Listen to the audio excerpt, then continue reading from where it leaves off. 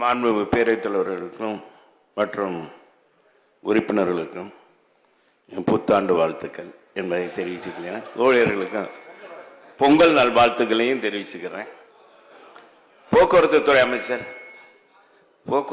அமைச்சர் அவரிடத்துல ஒரு முக்கியமான கேள்வி. தென் மாவட்ட மக்கள் இப்போ இந்த கேளம்பாக்கம் பஸ் நிலையத்தில் புது பேருந்து நிலையத்தை திறந்துட்டீங்க. அதுக்கு ஏதாச்சும் விட்டடிக்க கூடாது. அங்க ரொம்ப மக்கள் ரொம்ப கஷ்டப்படுறாங்க. ரொம்ப அங்க இருந்து டவுனுக்குள்ள வர்றதுக்கு, சென்னைக்குள்ள வர்றதுக்கு போக்குவரத்து துறை அமைச்சர் சொன்னா சரியா வரும். ஏன்னா பேருந்துகள் அதிகப்படுத்தி தரணும். ரெண்டாவது, இந்த படிக்காதவங்க எல்லாம் தென் மாவட்டங்கள்ல இருந்து வேலையை கட்டு வர்றாங்க. மாண்பு முதலமைச்சர் அவர்கள் இதுல கருணை காமிச்சு அந்த பஸ் எல்லாம் இயங்குற வரைக்கும் அந்த அதிகாலையில வேலைக்கு வர்றாங்க இல்லையா, அந்த பேருந்து வர்றாங்க இல்லையா, அவங்கள கொஞ்சம் முன்னால இங்க ஏற்கனவே இருக்கிற பேருந்து நிலையத்துக்கு கொண்டாந்து இறக்கி விட்டா நல்லா இருக்கும். பேரவைத் தலைவரே, உங்க சார்பாகவும் தென் மாவட்ட சட்டமன்ற உறுப்பினர் சார்பாகவும் என்னுடைய கோரிக்கை, தென் மாவட்ட மக்கள் இன்றைக்கு பார்த்தா பத்திரிகை, தொலைக்காட்சி எல்லாமே எடுத்துக்கிட்டா நம்ம போக்குவரத்துறை அமைச்சருடைய பேட்டி, நம்முடைய அறநிலைத்துறை அமைச்சருடைய பேட்டின்னு தான் வருது. ஆனா மக்கள் உண்மையிலேயே ரொம்ப சிரமப்படுறாங்க. அதனால மாண்பு முதலமைச்சர் அவர்களும் மற்ற நம்முடைய அறநிலைத்துறை அமைச்சரும் போக்குவரத்துறை அமைச்சரும் இதுல கவனம் செலுத்தி மக்கள் சென்னைக்கு வந்தா எளிதாக போகலாம்ப்பா அப்படின்ற ஒரு நிலைய தென் மாவட்ட மக்களுக்கு இனிப்பான செய்தியை நம்ம போக்குவரத்து அமைச்சர் சொல்லி அவர் சபாஸ் மக்கள்கிட்ட வாங்குற மாதிரி ஏதாவது செய்யற மாதிரி மாண்பு பேரவைத்தின் வாயிலாக கேட்டு அமைகிறேன். நல்ல கேள்வி. தென் மாவட்ட மக்கள் படிக்காதவங்க நீ சொன்னத படிக்காதவங்களும் வர்றாங்க, நிறைய படிச்சிருக்காங்க, படிச்சவங்க வர்றாங்க, படிக்காதவங்களும் வர்றாங்க. மாண்புமிகு அமைச்சர் அவர்கள். மாண்புமிகு பேரவைத் தலைவர் அவர்களே, அண்ணன் செல்லூர்ராஜ் அவர்களுக்கு முதலில் நன்றி. தை முதல் நாளை புத்தாண்டாக ஏற்றுக்கொண்டு வாழ்த்து சொன்னார், மிக்க நன்றி.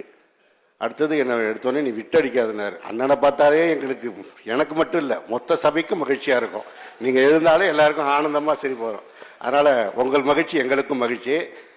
அண்ணன் ஒரு கருத்தை சொன்னீங்க, அது கேளம்பாக்கம் இல்லை கிளாம்பாக்கம். முதல்ல அதை கிளியர் வரணும். அது இந்த குழப்பம் உங்களுக்கே இருக்கு.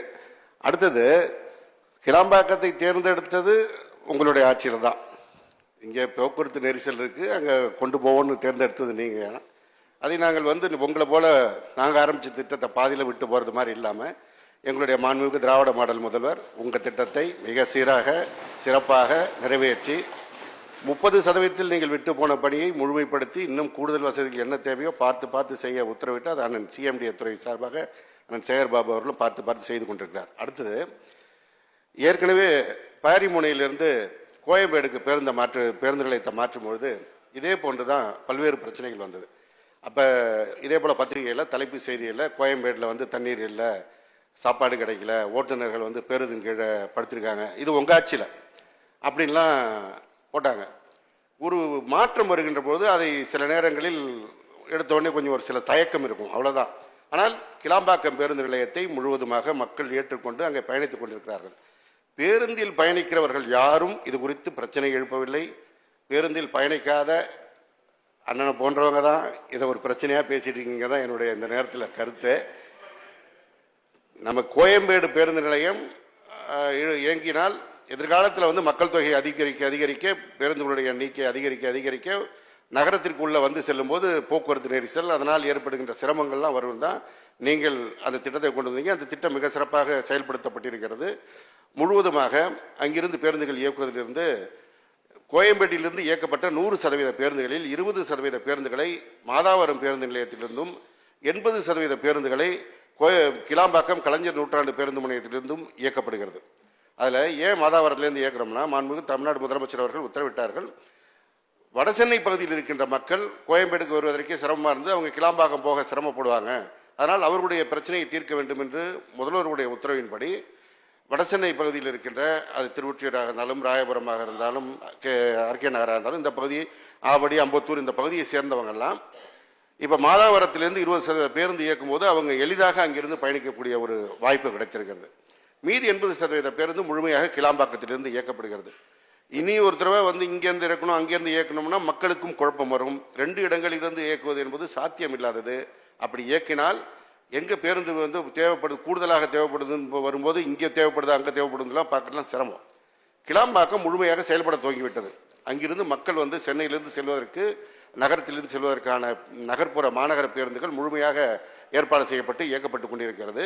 எனவே கிளாம்பாக்கத்திலிருந்து தென் மாவட்டங்களுக்கு எந்த பிரச்சனையும் இல்லாமல் மக்கள் சென்று கொண்டிருக்கின்றார்கள். அண்ணன் செல்லூர் ராஜு வந்தீங்கன்னா நானும் அண்ணன் சேகர்பாபும் என்னாலும் அழைச்சிட்டு போகிறோம். கிளாம்பாக்கம் பேருந்து நிலையத்தை முழுவதுமாக சுற்றி காட்டுகிறோம், என்னென்ன வசதிகள் இருக்கிறது என்பது. அங்கே கூடுதலாக ஏதாவது நீங்கள் சொன்னீங்கனாலும் செஞ்சுருவோம். அதே போல் பேருந்து வசதி இல்லைங்கிறதுல வந்து அது வந்து ஒரு மிக மிக தவறான கருத்து. ஏன்னா கோயம்பேடிலிருந்து இயக்கப்பட்ட அந்த பேருந்துகள் இப்பொழுது கிளாம்பாக்கத்திலிருந்தும் மாதாவரத்திலிருந்து இயக்கப்படுகிறது. எனவே எந்த விதமான சிரமமும் இல்லாமல் மக்கள் பயணிக்கிறார்கள். வந்தால் அன்னை அழைத்து சென்று காட்டுவதற்கு தயாராக இருக்கிறேன். நன்றி.